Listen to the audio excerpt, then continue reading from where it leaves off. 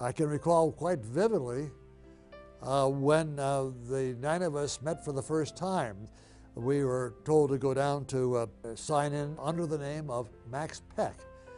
And it turned out that all 9 of us signed in under the name of Max Peck. Then there was this young fella that I said, we introduced each other, and he was a fellow by the name of Neil Armstrong. And I said, well, are you in the Navy or the Air Force? He says, no, I work for NASA. And I thought, uh-oh, boy, we got a ringer here. It's going to be a tough battle to get a flight on with Neil aboard. But he turned out to be a team player, a real great guy. And as we know from the history of what went on after that. After people had looked up for tens of thousands of years and wondered what was up there, Neil was the first person to ever make a footprint on some place other than Earth. I told Neil once that I'm not a very jealous person, but for him I'll make an exception on that one. That first step on the moon was really something.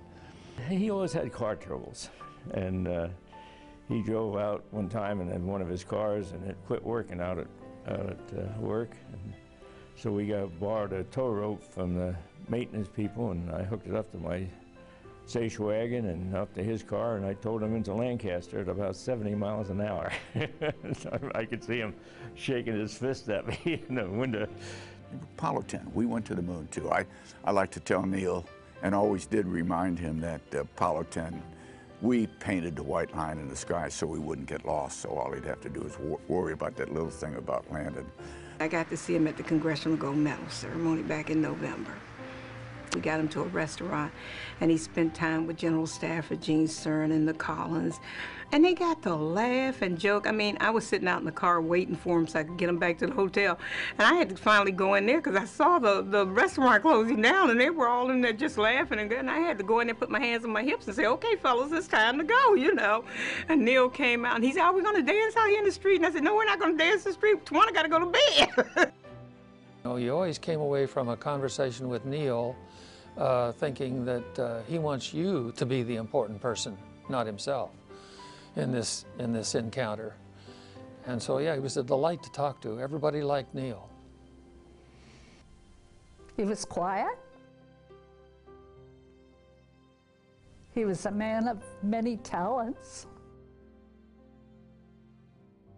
He was also a good friend.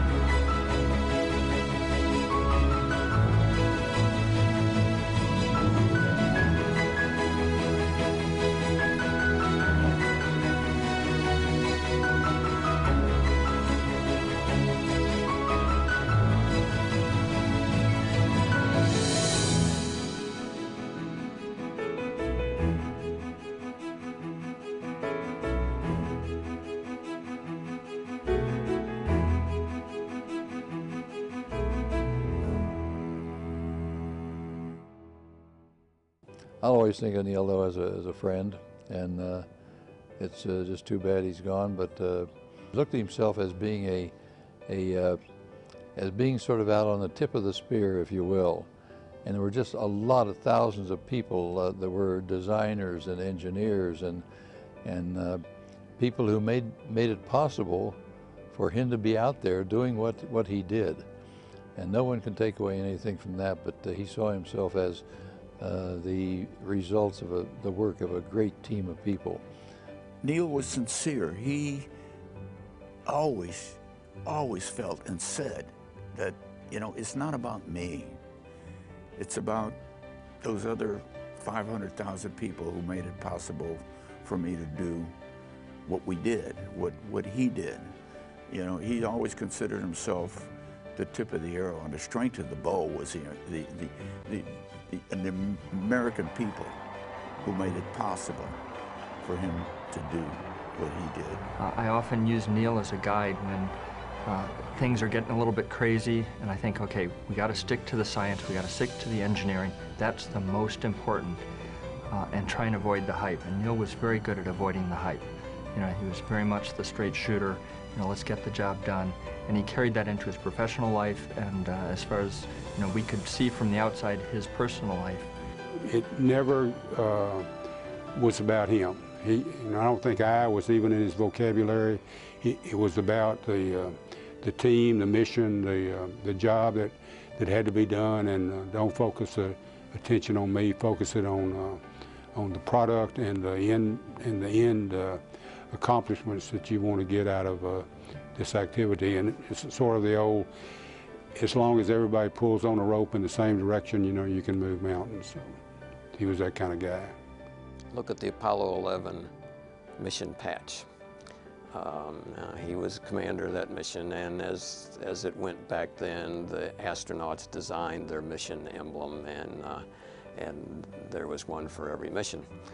That particular mission patch, look at it closely, there's no astronaut names on it. Why is there no astronaut names on it? Well, the word at the time was because the commander of the mission, who has 51% of the vote of what goes on the patch, didn't want the astronauts to get credit for our country being the first to land on the moon. He wanted our nation to get credit for it. So no names on the patch. There's the eagle there, of course, representing the strength of our country, but the eagle is not carrying arrows in a form of arrogance or military. It's carrying an olive branch for peace. And to me, that kind of represents the personality of Neil. In life, it seems like when we lose something, God has a way of replacing it with something. And while there is no comparison whatsoever between Curiosity and Neil Armstrong, it is a second wave of explorers beyond low Earth orbit. And so it did worry me that, you know, here's this new explorer, and I hope it's not replacing, you know, the icon. So he just wanted to know that other kids could be inspired, not just only by his accomplishments, but by the accomplishments of a country. The impossible is possible. All you got to do is go out and do it. I'm Neil Armstrong. I was the first human being on another, quote, planet in this universe. If I can do it, why can't you do it? Now, how's an 18-year-old, a 16-year-old, a 25-year-old going to argue with Neil Armstrong? He wanted to inspire these young people to dream, and his desire was to inspire these dreamers to dream on, to take us back again where no man has been before. I think if Neil would certainly find peace within himself to know, and I think he did, to know that he had indeed inspired this generation. I could see it in their eyes, I could see it in their hearts, by standing in front of these kids and saying, "Hi, I'm Neil Armstrong." Bingo. There's nothing they can't do. Well, Neil Armstrong and the early astronauts were really the pioneers of exploration that for the first time all of us could see it as it was happening.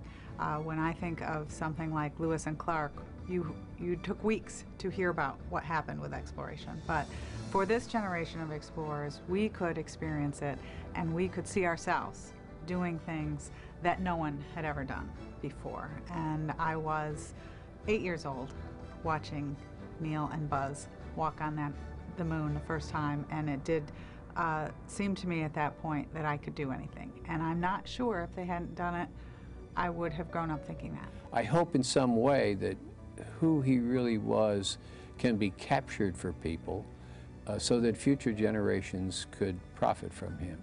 Because if we had a role model, Neil was one of our best role models. Whether it was going into space, or being an engineer, or being a successful businessman, or anything like that, that his approach of being quiet, not assuming, but accomplishing things, I think that is something of his legacy that young people would appreciate. We all lost a piece of ourselves today, all of us who consider ourselves explorers. I've often wondered if during these passing years, when Neil looked up at the beautiful moon, he thought, been there, done that. I believe God sent Neil here to do what he needed to do, and once his assignment was up, then God called him back home. And so I'm really thankful and glad for that.